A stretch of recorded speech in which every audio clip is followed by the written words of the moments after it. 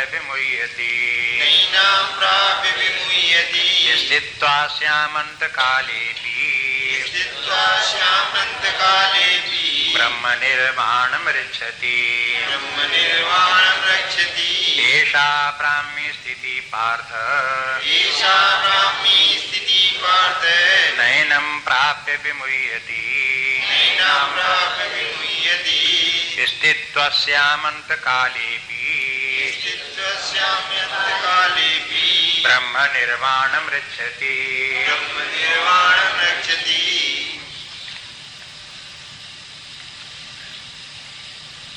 यहाँ इस श्लोक पर आकर के यह स्थित प्रज्ञ का प्रसंग पूरा हो जाता है।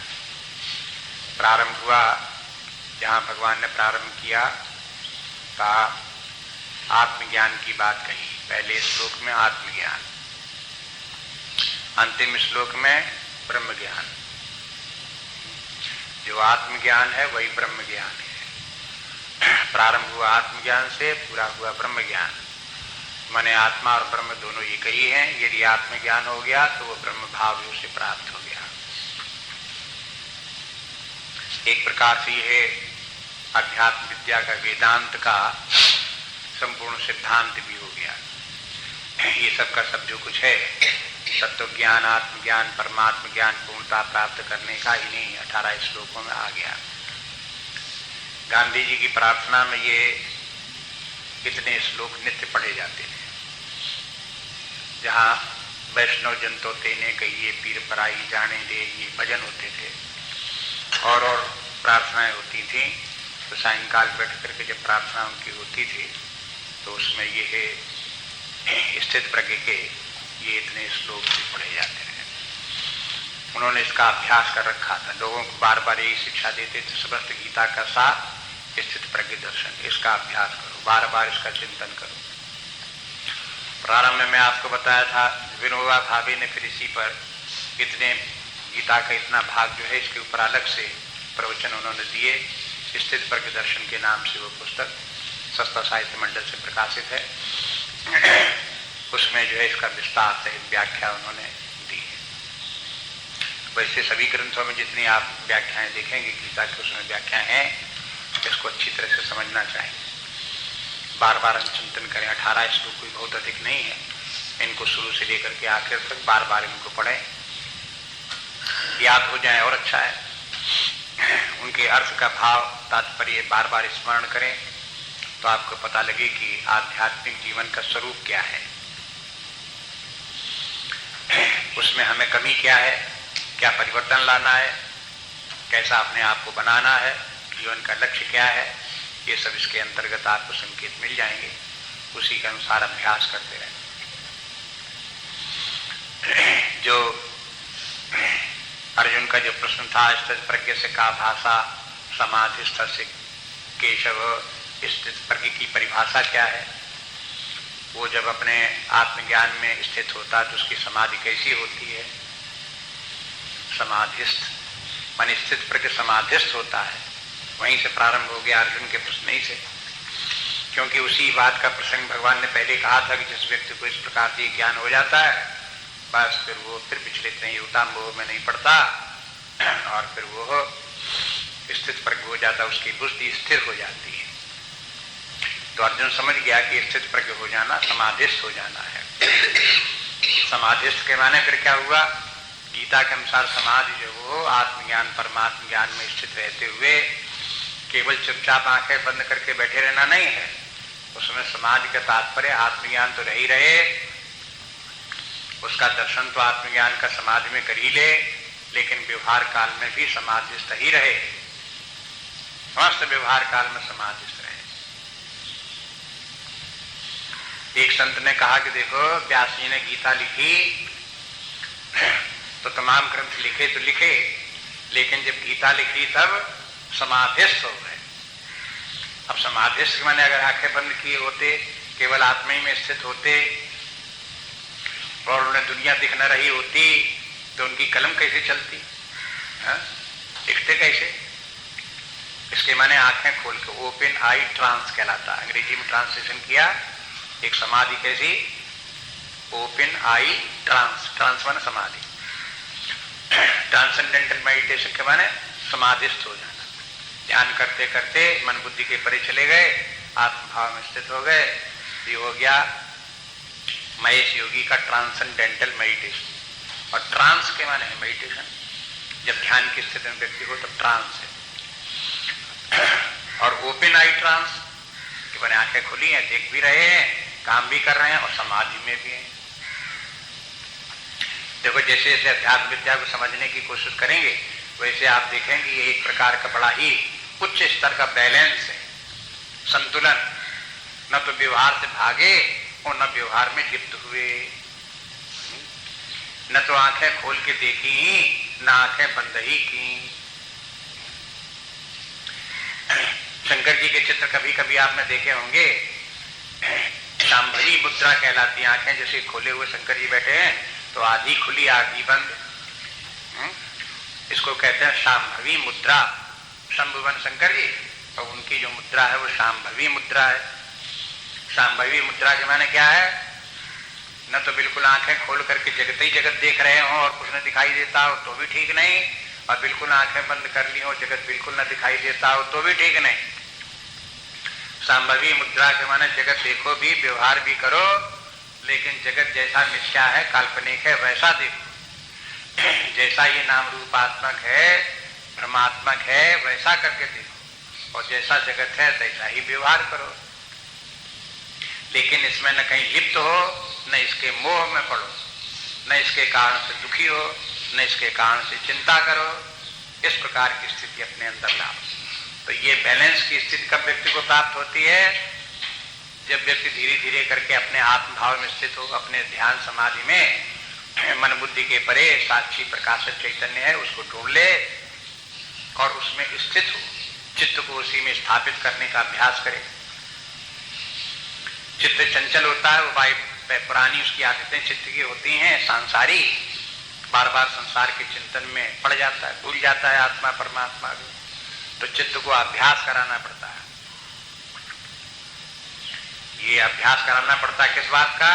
कि उससे बराबर अपने आत्म स्वरूप का स्मरण रहे। चित्त को पता रहे कि जो सर्वत्र व्याप्त अनंत चैतन्य आत्मा परमात्मा है वही अपना स्वरूप है, और चित्त को यह भी पता रहे कि उसी आत्मा से ही हमारी उत्पत्ति हुई है, हमारा अधिष्ठान वही परमात्मा है, और ये प्रज्ञा रूप जो हम हैं ये उसी में लीन हो जाने वाले हैं। इस प्रकार से अपने जो है परात्पर रूप जो अपना है उसका स्मरण रखते हुए अभ्यास करें। तो ये अभ्यास करते करते जब चित्त उसमें लग गया तो लग जाने पर फिर व्यक्ति व्यवहार काल में भी चित्त वही स्थिति बनी रहे तो ये व्यक्ति समाधिस्थ हो गया। ऐसा व्यक्ति फिर व्यवहार काल में कैसे व्यवहार करता है? तो जहां भगवान ने उस प्रजातीयता कामान श्लोक के बाद में जो वर्णन किया तो फिर व्यवहार का वर्णन किया। अर्जुन ने भी 3 बातें व्यवहार की पूछी, किम प्रभासेत, किमासीत, प्रजेत किम। तो फिर उसने कैसे वो बोलता कैसे है, बैठता कैसे है, चलता कैसे, माने यही सब व्यवहार है। क्या बोलना व्यवहार है? तो वो बोलता कैसे है वो सब देखता है, लेकिन न कहीं किसी की स्तुति करता है और न कहीं किसी की निंदा करता है, ऐसे बोलता है। इसमें जगत में व्यवहार करते हुए भी जब ब्राह्मी स्थिति आत्मज्ञान होता है तब उसको विवेक नित्यानित्य विवेक हो गया। उस नित्यानित्य विवेक में जो अनित्य है और मिथ्या है प्रतीति मात्र, वो जगत हो गया, संसार हो गया, और उसी में भला बुरा सब हो गया। इसलिए भला बुरा देखने की बजाय ऐसे होल करके देखता है कि ये सब मायामय है, आभास प्रतीति मात्र है। अगर किसी को भला कहो तो भी व्यर्थ, किसी को बुरा कहो तो भी व्यर्थ, किसी चीज को उपयोगी कहो तो भी व्यर्थ, अनुपयोगी कहो तो भी व्यर्थ। देखो वैसे कहेगी व्यवहार काल में भी ये करना ही पड़ेगा, भला बुरा कहना ही पड़ेगा, ये तो पूरी पुरानी धारणाएं हैं और आग्रह बुद्धि करती भी रहती है ऐसे। लेकिन अध्यात्म विद्या कहती है इस आग्रह के पीछे मत पड़ो। अब जो बता रहा है शास्त्र, भगवान जो कह रहे हैं उसको समझने की कोशिश करो और उसको संभव बनाओ। भले ही असंभव लगता हो लेकिन उसे संभव बनाओ। जो असंभव लगता रहता है, यह असंभव लगना भी एक बुद्धि की दुर्बलता है।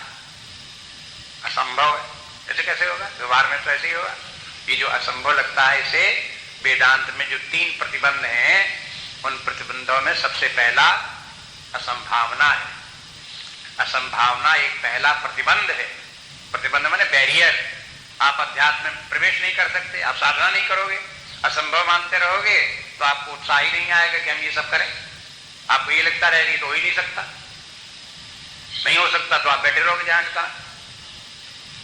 इसलिए पहले जो असंभावना मन में बैठी हुई है, उस असंभावना को मिटाओ, छोड़ो, और उसके स्थान में संभावना लाओ।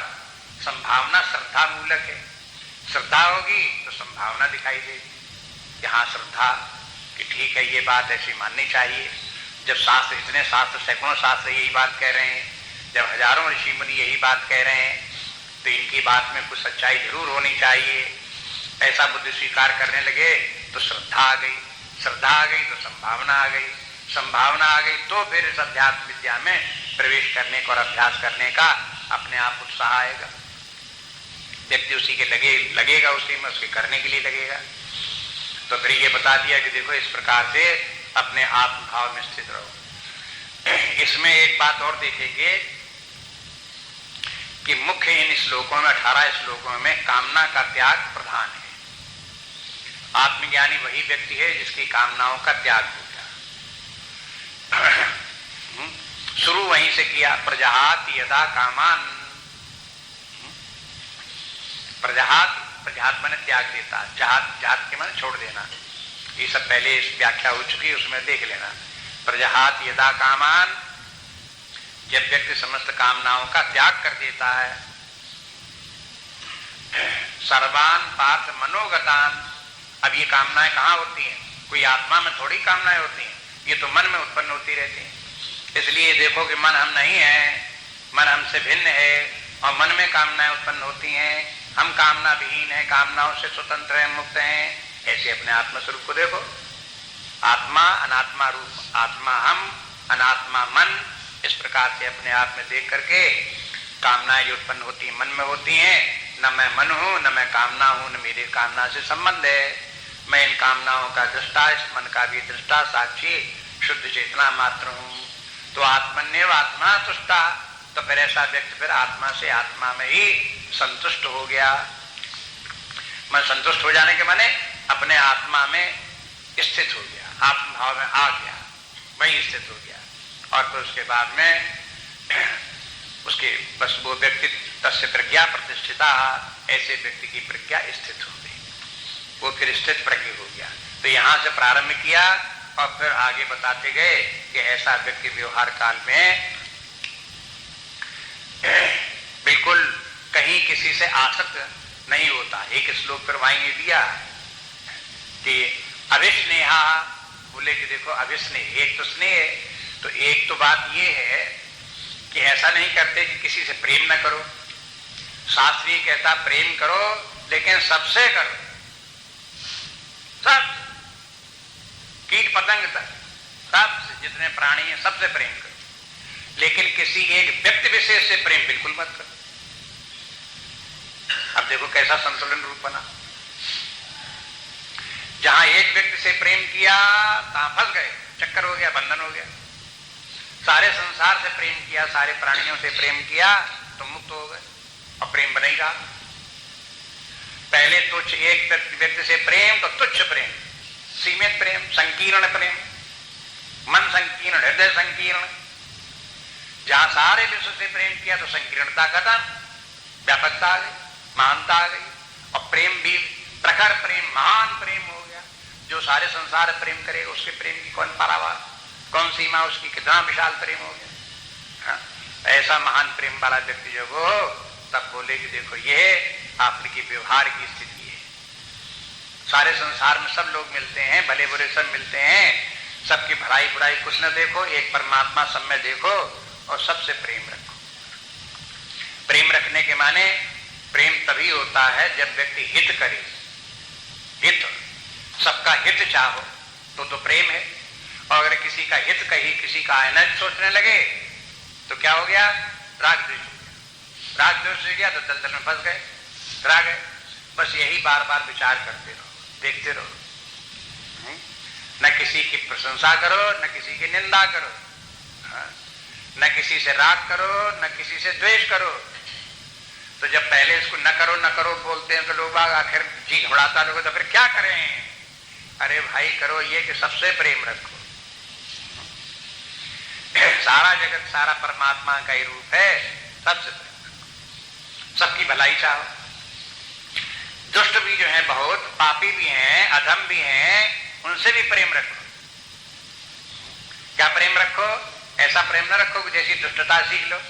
अरे ऐसा प्रेम रखो, ये कोशिश करो कि उनकी भी दुष्टता छूट जाए। कुछ तो उनको प्रेरणा दो कि भाई तुम गलत रास्ते पर चले गए हो, अब इसको छोड़ो, सही रास्ते पर आओ। ऐसी प्रेरणा दो, प्रेम पूर्वक उनको समझाओ, बताओ। दूसरी बात ये कि भगवान से प्रार्थना करो कि भाई इन सबके जो है सबका उद्धार हो, सबका कल्याण हो। ये जो श्लोक है सब सर्वे भवन्तु सुखिना और सर्वे सन्तु निरामया, ये क्या है? ये सारे विश्व भर से प्रेम करने का सूचक है। ऐसे प्रेम करो, ऐसा नहीं कि श्लोक रख लिया बोलते रहो और राग द्वेष करते रहो, निंदा करते रहो, झगड़ा विषाद करते रहो, और जब बोलने को आओ तो श्लोक बोलो। ये क्या बात है? सबके प्रति भाव रखो, सद्भाव रखो, सबके साथ प्रेम भाव रखो, दया भाव सबसे रखो, सबके उद्धार का उपाय करो। ये सोचो कि सभी लोग जो है वो सन्मार्ग पर लगे, अध्यात्म मार्ग पर आवे, जंजाल में फंस गए हैं जहां जिस दलदल में, वहां से बाहर निकले, उनको सबको शांति प्राप्त हो, सबको प्रसन्नता प्राप्त हो। ऐसा उपाय भी करो, अपने मन में भाव भी लाओ, संकल्प भी लाओ।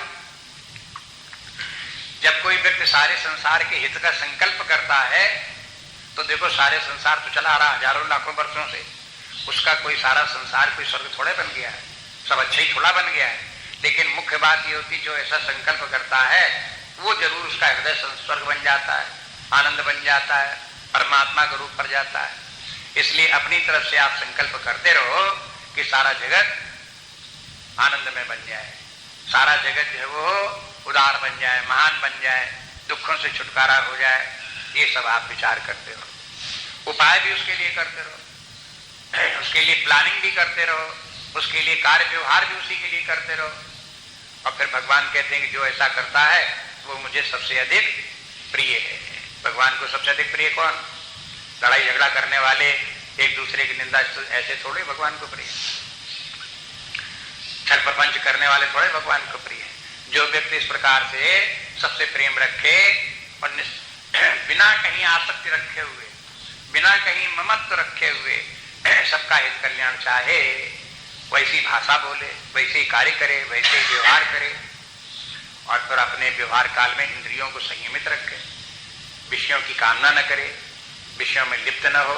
लेकिन इसके माने ये भी नहीं कि विषयों का उपयोग न करे। अरे आंखों से देखे भी, कानों से सुने भी, जिह्वा से स्वाद भी ले, नासिका से गंध भी ले, लेकिन अनासक्त था, बिना कामना के, बिना स्पृहा के, बिना अटैचमेंट के, ये सब करो।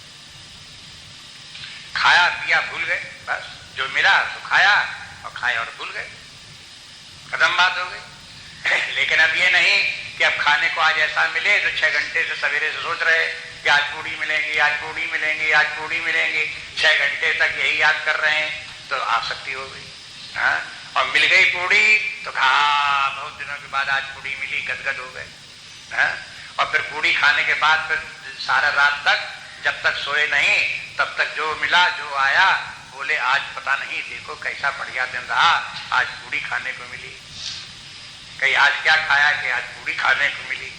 अब रात तक याद कर रहे हो बार बार पूड़ी खाने, मगर ये किस बात की सूचना है कि आपको पूड़ी में आसक्ति हो गई, अटैचमेंट है। बस इस प्रकार के जो अटैचमेंट है वो दुखदायी है, वही संसार है। पूड़ी खाना संसार नहीं है। पूड़ी में इस प्रकार के खाने के पहले से लेकर के खाने के अंत तक बार बार उसी के चित्त उसी में धरा रहे, उसी को आप सोचते रहो, तो आप समझ लो ये अटैचमेंट इसी का नाम है, इसी का नाम आसक्ति है। और यही आसक्ति जो है व्यक्ति को कामना उत्पन्न करती है, यही कामना बंधन का कारण है और फिर यही नाना प्रकार के दुखों का कारण है। लोगों को ये लगता है कि कामना तो बहुत अच्छी है, आज पूड़ी मिलेगी, पूड़ी देखो कितने खुश है, सवेरे से खुश है। माने कामना होना खुश है, कामना खुश करती है।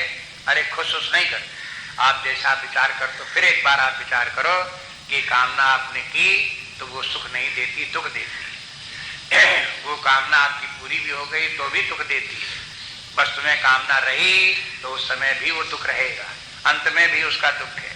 कामना पूरी हो जाने के बाद भी दुख है। कामना जो है वो आदि से अंत तक दुख ही दुख देती है। कामना दुख का स्वरूप है। अपूर्ण कामना भी दुख का स्वरूप है, पूर्ण कामना भी दुख का स्वरूप है।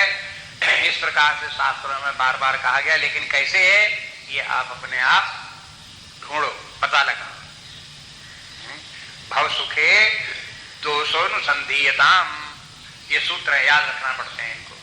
भव सुखे, संसार के सुख में, दोषा अनुसंधीयताम, इनमें सब में दोष भरे हुए हैं, इनको है अनुसंधान करो। अनुसंधान माने अपनी बुद्धि लगाओ, ढूंढो इन विषय सुखों में क्या दोष है। तो ये सब वर्णन इसमें जो है इन श्लोकों में बराबर आता रहा, विषयों के त्याग की, कामना के त्याग की। लेकिन जैसे बोल देते विषयों का त्याग का, तो आपका लगता है खा ही ना क्या, सुख ही ना क्या, ऐसे नहीं। विषयों का त्याग के माने केवल उनका अटैचमेंट त्याग, उनकी आसक्ति का त्याग। ऐसी कर्म त्याग की बात आती है, तो कर्म त्याग की बात आती है, इसके माने नहीं निष्क्रिय होकर बैठ जाओ। कर्म त्याग के माने सकाम भाव से जो कर्म किए जाते हैं इंद्रिय भोगों के लिए, बस वो इस प्रकार की आसक्ति, कर्म आसक्ति है, विषयासक्ति, वो छोड़ दो तो हो गया कर्म का त्याग। इस प्रकार से जो व्यक्ति इस प्रकार से रहता है और कहीं आसक्त होकर के नहीं बैठता, न किसी परिवार में, न कहीं पुत्र पत्नी आदि में, न कहीं धन संपत्ति आदि में, न कहीं स्थान विशेष में, न भवन में, न भूमि में, वो सब विचरण करता है, चिपके कहीं चलता रहे। कुछ बाहरी साधनाएं भी इस प्रकार से, अगर कहीं कोई व्यक्ति एक स्थान में रहता, चलता रहता है, तो ये सहायक होता है कहीं की बुद्धि उसकी कहीं एक जगह चिपके नहीं। वैसे तो कहीं भी व्यक्ति रहे, अनासक्त रहे तो काम पूरा हो गया। लेकिन देखते हैं एक स्थान पर हो तो आसक्ति पैदा होने लगी, तो आसक्ति पैदा होने लगी तो क्या करें भाई, चलो फिरो थोड़ा, छोड़ो स्थान, कहीं दूसरी जगह जाओ। तो इससे देखोगे आप तो फिर जो है आसक्ति, स्थान आसक्ति, व्यक्तियों में आसक्ति, कुछ लोगों में अटैचमेंट हो जाता है। जिन लोगों के साथ में रहो उन्हीं में लगने लगता है कि हम तो इन्हीं के आश्रित हैं, यही सहायक है, हम इनकी सहायता, ये हमारे सहायक, ये हमारे मित्र हैं, ये हमारी भलाई चाहते हैं। बस मन अटक गया। भाई देखो, मन तो ये रागात्मक वृत्ति है, इसका तो स्वभाव है कहीं ना कहीं चिपकना, जो मिलेगा वहीं चिपकने की कोशिश करेगा। लेकिन बुद्धि पूर्वक जो है सबसे अपने मन को हटाए रखो, कहीं आसक्त मत हो, कहीं चिपको नहीं।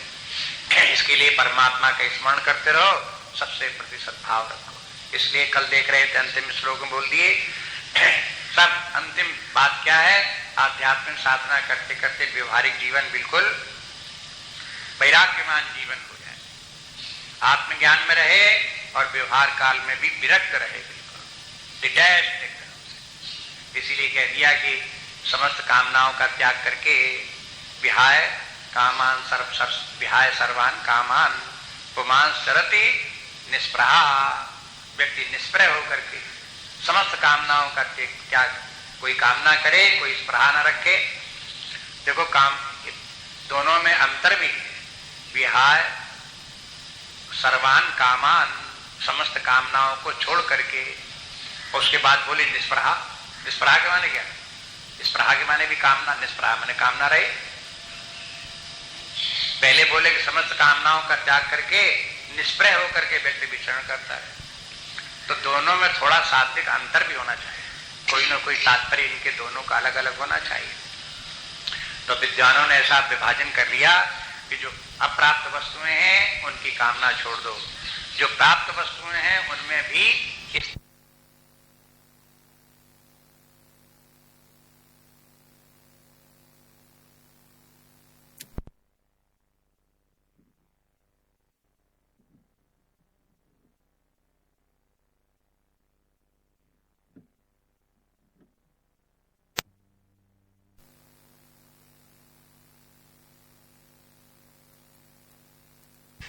ममता अपने सिद्धांत और विचारों में भी होती है। देखो यहाँ पर body, mind and intellect. Swami ji जो है इन तीन को बड़ा महत्व देते रहते हैं। इनको समझने के लिए समझो, body, mind and BMI, B माने बॉडी, M के माने माइंड, I के माने इंटेलेक्ट। इन तीनों के द्वारा व्यक्ति जगत से संपर्क करता है। तो जगत के भी तीन स्तर हो गए। एक तो शरीर के द्वारा होकर के ये जगत के स्तर, बाह्य जगत का जो इसका संबंध होता है, मन के द्वारा भावनाएं और बुद्धि के द्वारा विचार। तो जैसे व्यक्ति को अपने बाह्य जगत की वस्तुओं पर आसक्ति हो जाती है, ममत्व आ जाती है, तैसी मन का जो विषय, जो भावनाएं हैं, उनसे भी आसक्ति हो जाती है। ऐसे ही व्यक्ति को अपने बुद्धि में जो सिद्धांत आए, उन सिद्धांतों के प्रति भी आसक्ति हो जाती है। अब देखो, इस आसक्तियां आप समझोगे कि संसार में बाह्य वस्तु ही में होती है, सो नहीं है।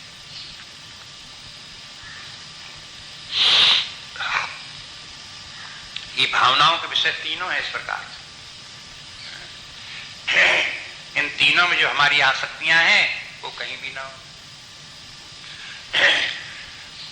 अहंता के माने मैं शरीर हूं, मैं मन हूं, मैं बुद्ध हूं, ये हो गई अहंता।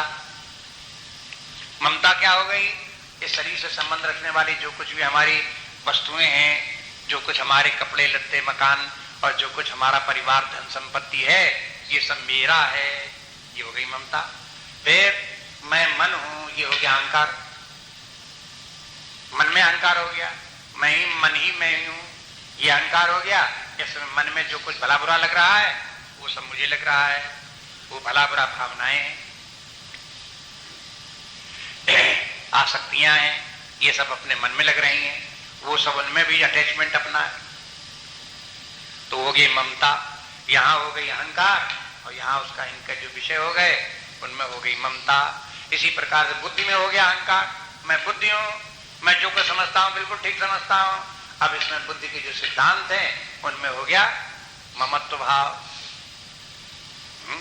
तो इस प्रकार से इनको देख करके ये समझे इनको कि ये सब त्याज्य है। शरीर में अहम भाव भी त्याज्य है, मन में और बुद्धि में भी अहम भाव त्याज्य है, और शरीर के स्तर पर जो बाह्य जगत की वस्तुएं, जड़ वस्तुएं हैं, वे भी सब उनमें आसक्ति त्याज्य है, और जो भावनाएं उनमें भी आसक्ति त्याज्य है, और जो अपने सिद्धांत मान्यताएं हैं उनका भी त्याज्य है। तो फिर रह क्या गया? सब खत्म। अब रह गया केवल वही अपना आत्मा परमात्मा।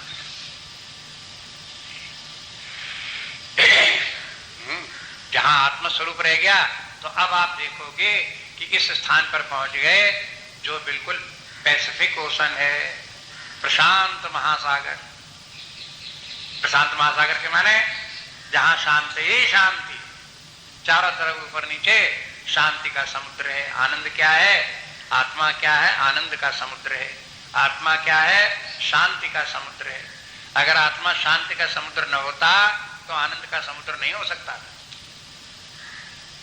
अगर आत्मा में विक्षोभ पैदा होते रहते, आत्मा में अशांति बनी रहा हो करती, तो वहां आनंद का वास नहीं हो सकता था, वो आनंद स्वरूप नहीं हो सकता था। इसलिए आत्मा जो है शांत स्वरूप, परम शांति के क्षेत्र में पहुंच गए।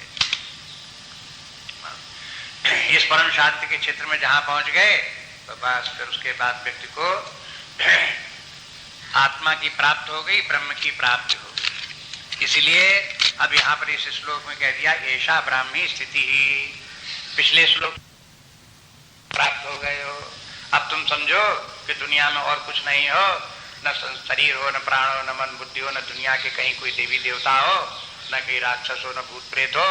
तुम केवल एकमात्र आत्मा परमात्मा हो, जो शुद्ध निर्विकार है, वही तुम हो, वही ब्रह्म है, वही तुम। तो अपने शास्त्र इस बात में कहने में जरा भी डरते नहीं कि देखो आत्मा ही परमात्मा है, अपना वास्तविक स्वरूप। नहीं, लोग घबराते रहते, संसारी लोग जी घबराता है कि हम कैसे परमात्मा हो जाएंगे, हम कैसे ब्रह्म हो जाएंगे, हम कैसे हो जाएंगे। तो कहते हो ऐसे हो जाओगे तुम, अगर शरीर भाव बनाए रखोगे तो नहीं हो जाओगे। तुमने यही संकल्प कर रखा कि हम शरीर हैं, शरीर से भिन्न कुछ हो ही नहीं सकते ना है, तो आप ब्रह्म हो भी नहीं सकते। बिल्कुल पक्की बात है, आपकी धारणा भी ठीक है। लेकिन अगर ये बात आपकी समझ में आ जाए कि शरीर में हमारा अहंकार नहीं है, मन में हमारा अहंकार नहीं है, बुद्धि में हमारा अहंकार नहीं है, इन सबसे संबंध रखने वाली वस्तुओं में हमारा कोई ममत्व नहीं है, इनमें कहीं किसी वस्तु की हमें कोई कामना नहीं है, कहीं स्पृहा नहीं है, ये बात आपको समझ में आ जाए तो फिर आपको समझ में आ जाएगा कि आप आत्मा हो सकते हो, आप परमात्मा हो सकते हो। जो स्थिति भी अब आपको प्राप्त होगी उसी का नाम आत्मा है, उसी का नाम परमात्मा है। अब ये मत पूछो कि परमात्मा कैसा है, ये मत पूछो कि ब्रह्म कैसा है। अब बता दिया आपको, जिस स्थिति को अब आप पहुंच गए हो, जो कि जहां कहीं जो कुछ भी आप अनुभव कर रहे हो, इसी का नाम ब्राह्मी स्थिति है। पहले तो वहां तक पहुंचा दिया, कोई स्थान दिखा दिया कि देखो ऐसी ऐसी स्थिति है, ऐसे विचार, ऐसी भावना, ऐसा जीवन, ऐसा विवाद, और फिर कह दिया बस इसी स्थिति का नाम ब्रह्म ज्ञान है, परमात्मा की प्राप्ति इसी का नाम है। अब पौराणिक भाषाएं जहां कहीं हैं कि लोग बाग उपासना कर रहे हैं, परमात्मा के दर्शन प्राप्त कर रहे हैं, भगवान आ रहे हैं, सामने दिखाई दे रहे हैं, वो अपने पुराणों की भाषा का अपना तात्पर्य है, उसको अपने स्थान पर रहने दो। गीता ने जो सिद्धांत बता रहे हैं इसकी तरफ ध्यान दो। परमात्मा के प्राप्त का तरीका यही है कि पहले अपने आत्मा को प्राप्त करो, आत्मस्वरूप को जानो, और फिर जानो ये आत्मा ही परमात्मा है और परमात्मा ही ब्रह्म है। अब जहां आपने आत्मा के दर्शन किए, परमात्मा के दर्शन किए, ब्रह्म के दर्शन किए, समझ लो कि परमात्मा की प्राप्ति हो गई। बस यदि परमात्मा की प्राप्ति, अब इसलिए वेदांत ये कहता समझाने के लिए कि देखो परमात्मा की प्राप्ति कहीं बाह्य जगत की किसी वस्तु और व्यक्ति की तरह नहीं होती। परमात्मा की प्राप्ति अपने ढंग से होती है। जैसे संसार में आपको कहीं कोई वस्तु चाहिए हो, तो चूंकि पहले से वो अप्राप्त वस्तु है, इसलिए कोई व्यक्ति सहायता करेगा या धन इत्यादि होगा तो खरीद के या किसी व्यक्ति के द्वारा वो वस्तु आपको प्राप्त हो जाएगी, तो अप्राप्त वस्तु आपको प्राप्त हो जाती है। तो ये संसारी वस्तुओं का नियम ये है कि वह वस्तुएं पहले अप्राप्त होती हैं, बाद में प्रयास करने से किसी न किसी साधन से वे प्राप्त हो जाती हैं। लेकिन परमात्मा अप्राप्त वस्तु नहीं। क्यों नहीं अप्राप्त वस्तु? क्योंकि परमात्मा जगत की कोई वस्तु नहीं। जैसे दुनिया में पेड़ पहाड़ नदियां हैं, जैसे दुनिया में कार मकान इत्यादि हैं, जैसे दुनिया में व्यक्ति बहुत से हैं, जैसे पेड़ पौधे बहुत से हैं, ऐसे जैसे दुनिया की चीजें होती हैं, ऐसे परमात्मा इस दुनिया की कोई वस्तु विशेष नहीं है। ये बात पक्की बात है। फिर वो परमात्मा क्या है? इस जगत की जगतातीत है, जगत से पहले है, जब जगत नहीं बना तब भी था। जगत उसी से उत्पन्न हुआ, उसी में स्थित, उसी में विलीन हो जाने वाला है। तो फिर वो परमात्मा जगत की कोई वस्तु कैसे हुआ? इसलिए परमात्मा जगत की वस्तु नहीं है, ये बात निश्चय करो। क्योंकि जगत की वस्तु नहीं है, इसलिए जगत की वस्तुओं की तरह से वो प्राप्त भी नहीं होता। ये जितने मनुष्य हैं वो तो जगत की वस्तु हैं।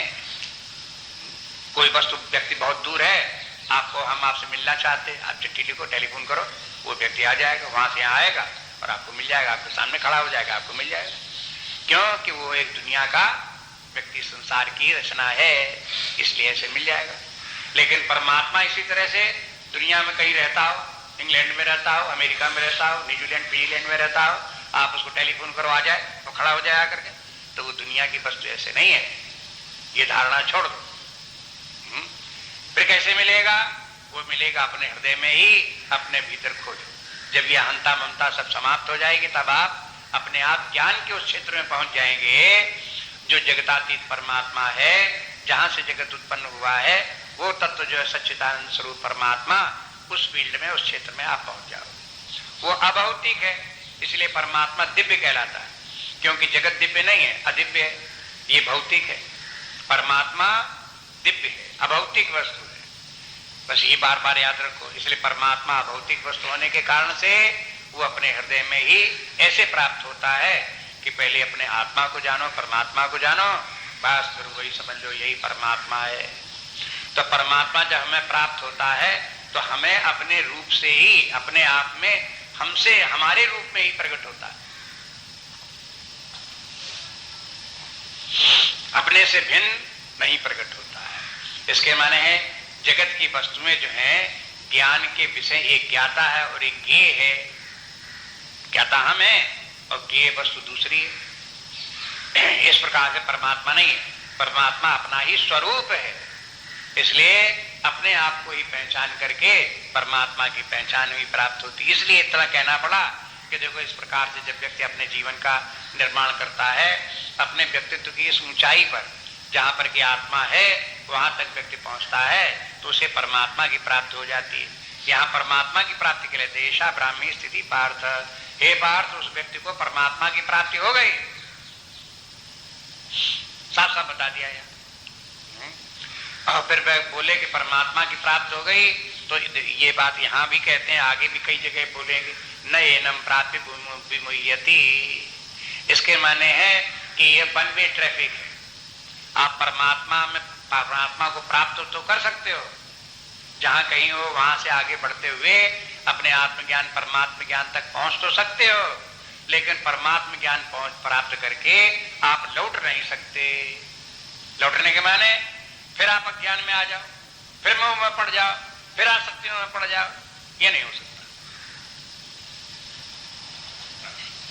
इसलिए किसी को खतरा हो कि हम फिर संसार में लिप्त नहीं हो पाएंगे, हम संसार में फिर आसक्ति नहीं कर पाएंगे, तो फिर उसको परमात्मा की प्राप्ति करने का प्रयास नहीं करना चाहिए।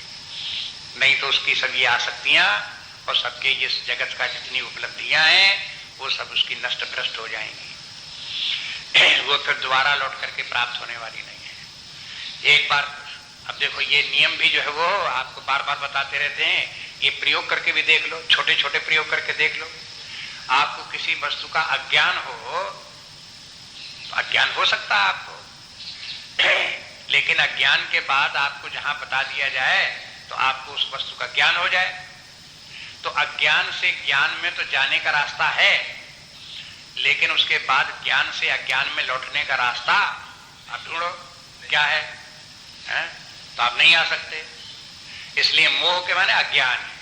आपको पहले ही बता चुके मोह की परिभाषा यही है। मोह के माने ये है जो सद्वस्तु है उसकी अनुपलब्धि, और जो मिथ्या वस्तु है उसकी अन्यथा अनुपलब्धि, और दूसरे स्थान पर मिथ्या प्रतीति ये होने लगना। Non apprehension of truth, miss apprehension of the world, इसका नाम है मोह। ये मोह शब्द जो है व्यापक शब्द है, इसमें दोनों बातें हैं। सत्य का ज्ञान, आत्मा का ज्ञान न होना, उसके स्थान में जगत ही सब कुछ है ये धारणा होना, और संसार को ही सब कुछ मान करके उसमें आसक्त हो जाना, इसका नाम है मोह। तो ये संसार में जो मोह है, जगत में जो मोह है तभी तक रहेगा जब तक आत्मा का ज्ञान नहीं, परमात्मा का ज्ञान नहीं। जहां एक बार परमात्मा का ज्ञान हो गया तो फिर जगत में मोह नहीं हो सकता। ऐसे उदाहरण भी आप देख लो, जैसे रस्सी के स्थान पर आपको सर्प की भ्रांति हो गई, तो सर्प की भ्रांति तब तक रहेगी जब तक आपको रस्सी का ज्ञान नहीं हुआ। बने रहो सर्प की भ्रांति में। और आपको सर्प की भ्रांति अच्छी लगती हो तो कोई कहे भी कि देखो यहाँ रस्सी पड़ी हुई है, तो आपको पड़ी रहने दो, कोई बात नहीं, हमें सर्प ही ठीक है, उसी सर्प की भ्रांति में पड़े रहो। लेकिन अगर एक बार आपने कहीं रस्सी देख ली और आपको मालूम हो गया कि ये तो रस्सी, ये सर्प नहीं है, तो फिर आप सर्प की भ्रांति में दोबारा लौट करके आ नहीं सकते। बस वो रस्सी दिखने लगी, रस्सी दिखने लगी। बस ऐसे करके एक बार जहां आपने आत्मज्ञान परमात्म ज्ञान प्राप्त कर लिया, वैसे ही करके सत्य रूप में अनुभव में आ गया कि वास्तव में रियलिटी तो यही है जो शास्त्र कह रहे थे, संत लोग कह रहे थे, वो कुछ झूठ बात नहीं, यथार्थवाद है। ये आत्मा परमात्मा ही तो अपना रूप है ही है, बस ये तो हम है ही हैं। ये बात समझ में आ गई तो फिर आप नहीं कह सकते कि मैं शरीर हूं, फिर आप ये नहीं कह सकते ये जगत सत्य है, फिर आप ये नहीं कह सकते कि इनमें जो आसक्तियां मोह आदि हैं वो ठीक है। ये नहीं हो सकता, वो खत्म हो गया। ऐसे आत्मज्ञानी व्यक्ति में अगर कोई संसार की आसक्ति की कल्पना भी करे तो वो केवल अपनी ही भ्रांति की उसके ऊपर मिथ्यारोपण कर रहा है। ये भी समझ। कभी कभी ऐसा भी लगता है कि जैसे ज्ञानी पुरुष हो गए, रामकृष्ण परमहंस हो गए, अभी हाल में रमण महर्षि हो गए, आनंदमयी मां हो गई, इस प्रकार के बहुत से लोग अब भी इस काल में भी होते रहे, होते हैं, अब भी हैं। तो होता ये है कि जो लोग उनको देखते हैं तो उन पर भी मोह में पड़े होने का उनको आरोप लगाते कि ये भी मोह में पड़े हुए हैं, ये भी आसक्तियों में पड़े हुए हैं। तो ये जो उन लोगों को लगता है वो क्या है, उनको अपने ही मन में जो विकार हैं उनका प्रोजेक्शन है।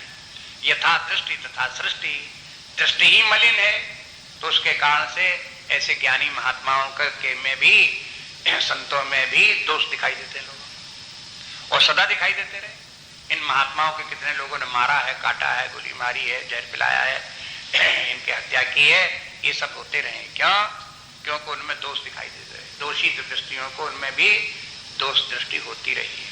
उनके नहीं समझते थे कि किस स्थिति के कैसी महानता है, नहीं समझ में आती लोग। इसलिए दूसरा कोई कुछ भी समझता रहे, उससे क्या होता है?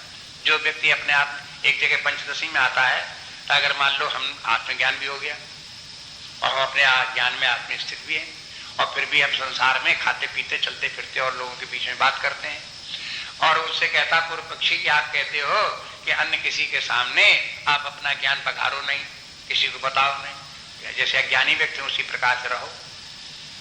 सत्शास्त्र ही कहते हैं। गीता में आगे अध्याय में देखेंगे, तीसरे अध्याय में, वहां भगवान ने भी ये बात कह दी कि देखो ज्ञानी बनकर के रहो, लेकिन अपने ज्ञान को छिपाए रहो। अन्य लोगों के साथ तो ऐसे ही व्यवहार करो जैसे अन्य लोग व्यवहार करते हैं। उनको ये दिखाई दे ये तो हमसे बड़ा प्रेम रखते हैं, ये तो हमारे साथ इनका बड़ा प्रेम है, ये तो बड़े इस प्रकार के, ऐसे ही उनको लगता रहे। लेकिन आप अपनी तरफ से आत्मज्ञान में रहो, न कहीं किसी से मोह, न कहीं किसी से आसक्ति, इस प्रकार से रखते हुए रहो, छिपाए रखो अपने आप को। तो ऐसे करके जब उसने पूर्व पक्षी ने कहा कि आप ऐसे कहते हो, तो ये बताओ कि फिर लोग कैसे जानेंगे कि हम ज्ञानी हैं? तो उसके उत्तर में कहते हैं कि भाई देखो, आत्मज्ञान जनाने से कोई लाभ नहीं। आत्मज्ञान का लाभ तो अपने आप से अपने भीतर है। जो भी आत्मज्ञानी है, ब्रह्मज्ञानी है, उसका आनंद अपने आप पा रहा। दूसरा व्यक्ति चाहे उसे ज्ञानी समझे चाहे अज्ञानी समझे, उसके ज्ञान में कोई कमी नहीं होती। अगर दूसरा व्यक्ति अज्ञानी कह दे तो क्या ज्ञानी थोड़ा हो जाएंगे? दूसरा व्यक्ति ज्ञानी कह दे तो हम ज्ञानी थोड़ा हो जाएंगे? अगर हम अज्ञानी तो उसका दुख ज्ञान के कारण हम भोगेंगे, अगर हम ज्ञानी हैं तो उसका आनंद अपने ज्ञान के कारण से भोगेंगे। दूसरे के कहने, जानने, सुनने से उसमें कुछ लाभ होने वाला नहीं है, इसलिए उसका कोई प्रयोजन नहीं है। आप कभी आशा मत रखो कि दूसरे व्यक्ति भी हमारे ज्ञान को जाने, हम लोगों को दिखावे कि हमें बड़ा ज्ञान हो गया है, हम भी अज्ञान में रहते हैं, आप क्या समझो? ऐसा नहीं। तो ये बताते हैं कि देखो, इस प्रकार से व्यक्ति जब कभी भी ऐसा ज्ञानी व्यक्ति ज्ञान को ब्राह्मी स्थिति तो प्राप्त हो गई, लेकिन वो व्यवहार काल में रहेगा, तो रहते हुए व्यवहार काल में दूसरे लोगों को भले ही लगे कि ये तो हमारी तरह से अज्ञानी व्यक्ति है, लेकिन वो ज्ञानी व्यक्ति उस व्यवहार में भी मोह में नहीं पड़ता।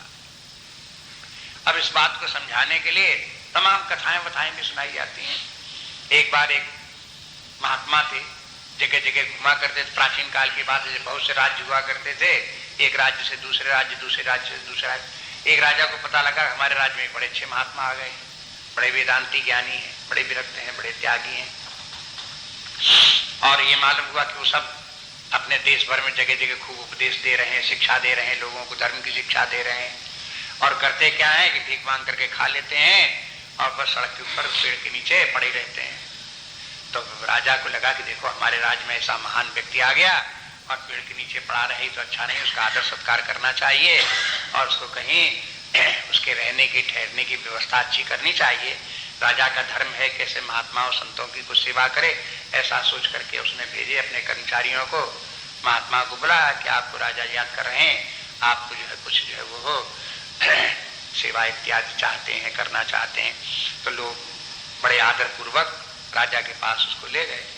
राजा ने उसको खिलाया पिलाया, उसने खा लिया। और उसके जहाँ राजा का बगीचा था, उस बगीचे में ठहरने के लिए राजा ने इंतजाम कर दिया कि आप यहाँ रहो। कहा ठीक है, यहाँ बने रहेंगे। तो वहाँ पहले वो पेड़ के नीचे जहाँ बगीचा था, उस पेड़ के नीचे चबूतरा भी बना हुआ था। तो पहले तो जमीन पे जहाँ कहीं पेड़ के नीचे होता, कच्ची जमीन पड़ा रहता था। राजा के महल में आया तो उस बगीचे में आया तो पेड़ के नीचे वहां रहा, एक चबूतरा भी उसके ऊपर था, उसके ऊपर लेट गया, अपने वहां रहने लगा। राजा ने कहा कि तुम ऐसे ही पड़े रहते हो, ओढ़ने के लिए ले लो कपड़ा, क्या देता। उसने वो कपड़ा ले लिया, ओढ़ भी लिया उसने। एक दिन फिर राजा ने कहा कि देखो एक कमरा खाली है हमारा, इसमें आप तुम बने रहो, कहाँ मैदान में पड़े रहते हो, वहां कीड़े चीटी फीटी कीड़ी पकोड़े सब लगते हैं, कमरे में आप सुरक्षित रहो। अच्छा के कमरे में बने रहते हैं। अब वो अपने नगर में जाता था, प्रवचन इत्यादि करता रहता था, बोलता रहता, शाम को आया अपने कमरे में ठहर गया। वहां राजा ने अपने खाना उसको खिला दिया, बढ़िया खाना मिलता था उसको, वो भी खिला दिया। उसको फिर धीरे धीरे के कपड़े भी दे दिए, 1 कपड़े 2 कपड़े 10 कपड़े ओढ़ने के लिए, बढ़ने के लिए। सर्दी हुई, बढ़िया बढ़िया रजाई गद्दा सब मिल गए। खाने के लिए बर्तन भी सोने चांदी के सब उसको राजा ने सप्लाई कर दिए। अब वो महात्मा बड़े आनंद से उनके राजा के साथ में रहने लगा। लेकिन महात्मा अपना कार्य करता रहता था, नगर में अपने घूमता था, दिन भर अपने लोगों से मिलता था, लोगों को शिक्षा देता था, शाम को आता था, अपने खाया पिया अपने उसी। तो अब राजा ने एक दिन सोचा कि देखो हमारे उसमें अंतर क्या है, हम भी इसी राजमहल में रहते हैं, ये भी इसी में रहता है, एक कमरे में हम भी रहते हैं, एक कमरे में ये भी रहता है, जो हम खाते हैं सो ये खाता है, जैसे इसके बर्तन वैसे इसके हमारे बर्तन, जैसे इसके कपड़े तैसे हमारे कपड़े, हमारे इसमें अंतर क्या है, ये काय बात का महात्मा। एक दिन राजा ने उनसे पूछ भी दिया कि महात्मा जी अब हमारे आप में कोई अंतर नहीं। तो महात्मा ने कहा हम तो पहले ही कहते थे, हमें आप में क्या अंतर है, सब आत्मा स्वरूप है, सब परमात्मा स्वरूप है, हम कब अंतर नहीं कहे। हमारे कहने का तात्पर्य ये कि जैसे हम यहाँ पर जो है वो हो राजसी सुख इत्यादि हमको प्राप्त है, वैसे आपको प्राप्त है, जैसे आप सुखपूर्वक रहते हो तो हम इस प्रकार रहते हैं, इसलिए हम तुम सब एक समान है। हम उसने कह दिया हाँ ठीक है, और इसके प्रकार से चुप रहा। उसके बाद फिर जो है 1-2 दिन 4 दिन हो गए, राजा अपना प्रश्न भी भूल गया, अपनी चर्चा भी भूल गई। एक दिन उसने कहा महात्मा ने कि हम रोज घूमने जाते हैं, आप तो चलो आज घुमा ला मैं अपने साथ। तो उसने कहा कि चलो अच्छा घूमे आते हैं तुम्हारे साथ। तो राजा चला और वो जो है सन्यासी चला, और ये दोनों चले घूमने के लिए, निकले नदी के किनारे, घूमते घूमते घूमते घूमते 4-5 मील निकल गए। राजा कहने लगा कि अब शाम हुई जा रही है, अब चलो, अब वापस चलो, अकेले हैं, कोई है नहीं। एक तो राजा को अकेले डर लगता है और उसको सन्यासी को अकेले डर नहीं लगता। सन्यासी कहता नहीं चले आओ, क्या बात है, थोड़ा दूर और चलते हैं, थोड़ा दूर और चलते हैं। राजा जो है वो कहने लगे भाई अब हम तो आगे नहीं जा सकते, अब तो हम वापस जाएंगे। अरे कहा कि आगे चल करके गांव है, शहर है, चलो वहां हम ठहर लेंगे, कौन बड़ी दूर थोड़े, 4-5 किलोमीटर निकले, 1 किलोमीटर 2 किलोमीटर और सही, वहां चल करके रात को वहीं ठहरेंगे, कल सवेरे वहां से चले आएंगे। राजा ने कहा कि नहीं, हम वहां कह करके नहीं आए हैं, बता करके नहीं आए हैं, वो सब रास्ता देखेंगे, ढूंढते फिरेंगे, वो ठीक नहीं है। और फिर हम राजा होकर के हम ऐसे थोड़े जा सकते हैं कि दूसरी जगह किसी घर में जाकर ठहरे, जाकर करे जाकर, इसलिए हमको तो वापस जाना है, राज्य का कार्य देखना है और कार्य देखना है। ऐसे बात करते करते जब ये हुई तो उसने कहा कि अच्छा भाई आप जाना चाहते हो तो जाओ, तो कहे तुम भी चलो। तो उसने कहा कि नहीं हम तो नहीं जाएंगे। क्या कहा कि हम तो आगे जाएंगे, दूसरे गांव वहीं ठहरेंगे जहां आपको बता रहे हैं। कहीं वहां आपको कहाँ कमरा मिला जाता है, वहां आपको कहाँ सोने के बर्तन मिले जाते हैं, वहां इतना बढ़िया खाना मिलता था वो कहाँ मिलेगा, और आपका जितना साथ सामान वहां कमरे में इकट्ठा उसका क्या होगा। कहा वो सब सामान आपका था, और आपका तब भी था जब आपने हमको दिया, और जब वहां पड़ा हुआ तब भी आपका है। जिस समय हमें आपने नहीं दिया था तब भी आपका था, जब आपने दिया तब भी आपका था, अब वहां पड़ा हुआ तब भी आपका है। हमारा तो तीनों काल में कभी अपना हुआ ही नहीं, इसलिए न वो कमरा मेरा है, न कमरे की वस्तुएं मेरी हैं, और तीनों काल में उसका संबंध नहीं है, इसलिए वो कमरा हमको अपनी तरफ खींचता नहीं, वहां की वस्तुएं हमें अपनी तरफ खींचती नहीं।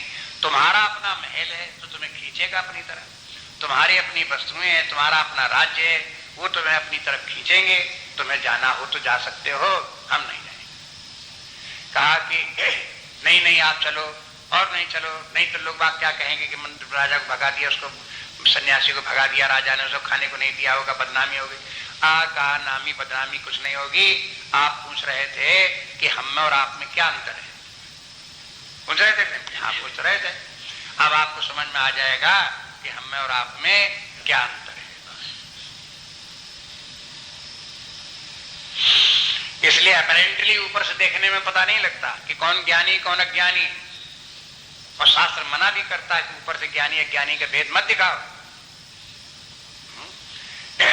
लेकिन ज्ञानी अज्ञानी जो है वो जहां है तैसे हैं, और जहां उनका जैसा परिणाम है, जैसा उनका आंतरिक जीवन है, वो आंतरिक जीवन में तो अंतर है ही है। इसलिए एक बात बराबर ये ध्यान में रखें कि आत्मज्ञान ब्रह्म ज्ञान को प्राप्त करें, उसी में स्थित रहें, और उसको प्राप्त करने के बाद में संसार के मोह में ज्ञानी व्यक्ति कभी आसक्तियों में नहीं पड़ता। जैसे आप उदाहरण कहानी दिखा रहे थे आपको कि वो सन्यासी जो वो राजा का राज्य का सारा आनंद प्राप्त कर, सुख साधन प्राप्त करके भी उसमें लिप्त नहीं हुआ, क्योंकि वो ज्ञानी था, आत्मज्ञानी था, इसलिए कहीं उसकी आसक्ति नहीं हुई। लेकिन अज्ञानी व्यक्तियों की आसक्ति रहती है, और जब तक परमात्म ज्ञान नहीं प्राप्त होता तब तक ये आसक्तियां पूर्ण रूप में छूट गई, ये भी नहीं कहा जा सकता, वो रहती फिर भी। इसलिए ये भी बता दिया कि दो में से एक ही स्थित होती है। इस पंक्ति से तात्पर्य ये भी हो गया, एक तो ये हो गया कि ब्राह्मी स्थिति कहते किसे हैं, वो बात बता दी। दूसरी बात ये बता दी कि ब्राह्मी स्थिति होना और अज्ञान की अवस्था होना, दोनों में से एक ही हो सकता है। जहां आत्मज्ञान होगा तहां संसार का अज्ञान अंधकार नहीं होगा, और जहां संसारी अज्ञान का अंधकार होगा वहां आत्मज्ञान का प्रकाश नहीं होगा। दोनों जो है वो हो बड़ा इस प्रकार लिख दिया कि जहां आत्मज्ञान है नयनम प्राप्त विमुह्यति, वो व्यक्ति इसको प्राप्त करके मोह में नहीं पड़ता।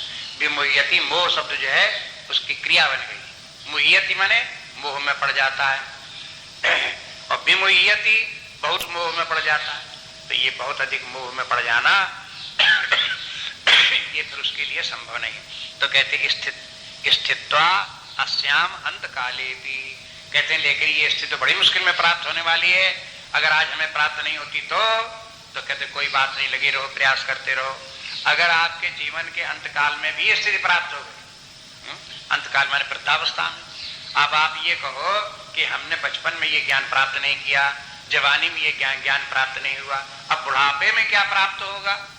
तो उसका उत्तर है भगवान कहते हैं अगर बुढ़ापे में भी ये ज्ञान आ जाए, मरने के पहले भी ये ज्ञान प्राप्त कर लो, तो भी ब्रह्म निर्वाणम रक्षति, तो शरीर छूटने के बाद परमात्मा ही प्राप्त होगा, परमात्मा भाव में ही रहोगे, उससे आप परमात्मा से विमुख नहीं होगे। इसलिए उत्साहित करने के लिए भी है कि आप ये मत समझो कि हमारे लिए ये ज्ञान नहीं है, या हम इस ज्ञान को प्राप्त नहीं कर सकते, यह बहुत कठिन ज्ञान है। अब आप इनको सबको श्लोकों फिर एक पढ़ के एक बार देख जाओ, इसमें कठिनाई क्या है। कहीं कोई ऐसी बात नहीं बताई कि आप कहो कि हमारे पास इतना धन है ही नहीं कि हम ऐसे ज्ञानी बन जाए, हमारे पास शरीर में इतनी ताकत ही नहीं कि हम इतने ज्ञानी बन जाए। ऐसे कोई आपको साधन नहीं बताए गए इसमें कि जिनका आप पास अभाव हो और उनका नाम दे करके आप कह दो ये ऐसे ज्ञानी, ऐसे ब्रह्म ज्ञानी तो हम बन ही नहीं सकते। कोई ऐसे साधन की माने लौकिक भौतिक साधन की नहीं है, बस केवल है तो आपकी मानसिक कमजोरी है, आप केवल धारणा आपकी इस प्रकार को हो नहीं सकता, कठिन है, मुश्किल है, कैसे भला हो जाएगा, कैसे आसक्तियां छूटे, बस आपको इसी प्रकार लगता रहता है। अन्यथा कोई आपको ऐसे धन संपत्ति परिवार पद इत्यादि कोई इस प्रकार शारीरिक ताकत, मानसिक ताकत, बौद्धिक ताकत कोई ऐसी जरूरत नहीं है कि जिसकी आपके पास कमी हो, जिसके कारण इसके प्राप्त न कर सकते हो। इसलिए मरते मरते तक अगर ये ज्ञान प्राप्त हो जाए तो भी व्यक्ति का कल्याण हो जाए। इसलिए जो कुछ भी समय शेष बचा है उस समय को पूरे 100% उसी में समर्पण होकर के इस ज्ञान को प्राप्त करने और इसमें स्थित रहने का प्रयास करना चाहिए। पुरानी बातों को भूल जाओ, बीती ताही विसार दे आगे की सुध ले, जो बात गई सो गई। आप कहो कि पहले हमने ये पाप कर्म किए, वो पाप कर्म, हम ऐसे बुरे रहे, तैसे तैसे रहे, उन सब बातों से कोई मतलब नहीं, उनको सबको भुला, वे सब व्यर्थ बात है। गतम न सोच्याम कृतम न मन्ये, गतम न सोच्याम, जो चला गया उसकी कहीं कोई आपकी सोच नहीं, जो हो गया सो हो गया, भला बुरा जो कुछ किया सो किया। कृतम न मन्ये, जो कुछ किया उसकी आप कोई चिंता नहीं करते। कृतम माने कार्य, न मन्ये मन में मत लाओ कि हमने ऐसा किया वैसा किया, ये गलती हो गई वो गलती हो गई, छोड़ो गलतियां। अब जो कुछ स्थिति प्राप्त है उसी स्थिति में श्रद्धा रख करके, विश्वास रख करके, उत्साह के साथ में अपने आप को सेट राइट करो। हमारी स्थिति जो वो हो अब व्यवस्थित हो गई है, उसको सब सेट राइट करो, व्यवस्था बनाओ, यथास्थान आओ, अपने आत्मस्वरूप से विचलित हो गए, आत्मस्वरूप में आ जाओ। बुद्धि का तादात्म्य छोड़ो, मन का तादात्म्य, शरीर का तादात्म्य छोड़ो, परम शांति विश्राम अपने अंतरतम में प्राप्त करो, उसी स्थिति में रहो। बस इससे स्थित्वा अस्याम, माने स्थित रहना पड़ता है व्यक्ति को, आत्मज्ञान प्राप्त करे और उसमें स्थित भी रहना पड़ता है। नहीं